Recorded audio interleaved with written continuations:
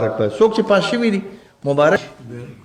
مونږ متعصبین نه یو، دا مونږ دا نه یو چې جوړ کافر پاس شو.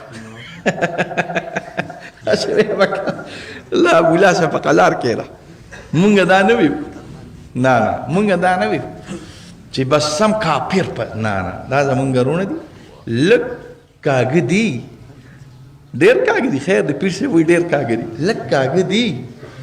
او دا زمونږ رونه دي، زمونږ بچي دي، زمونږ د قوم د هر دا زه چې کله نه کله ډېر غوسه شم او زه وایم چې دا سړی وامه هسې دا نو زه سوچ وکړم چې دا ته وایې نو د ده مور به یې وي، ښځه به یې وي، بچي به یې وي، نو ډېر شو چې زما غوسه زر کېږي. زما پرې خبره نکته لکه زه یو سړی وامه څپېړه ورته اوچته کړم که هغه ماشوم ولیني د مدرسې یو چوڼې ولیني، نو زما اړه کې دا راشي چې زه دا ماشوم وامه یا زه دا هلک وامه نو د ده مور چې د ده به مور وي، د ده به خور وي، د ده به ښځه وي، نو دا به پرې څونه خفه کېږي. نو چې زه دا سوچ وکړم چې دا پرې څونه خفه کېږي زما غوسه په هغه ساعت ختمه شي.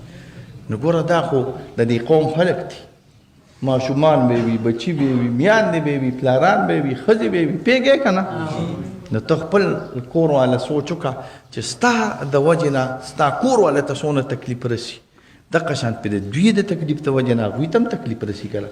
نو صبح به کوئ، سبق زمونږ د زمانه طرفه خو دې ورته مبارک شي او الله دې د نیکۍ توفیق ورکړي، د دې ګډاګانو نه دې الله بند کړي او الله دې د نیکۍ توفیق ورکړي. ښایي انشاءالله الله دې د نیکۍ توفیق ورکړي او د قوم د خدمت توفیق دې ورکړي الله تعالی او زمونږ د طرفه دې مبارکباد کړي ورته. تاسو ټول خپل انشاءالله اجر حاصل کړی دی، دغه اجر به الله تعالی تاسو له درکړي.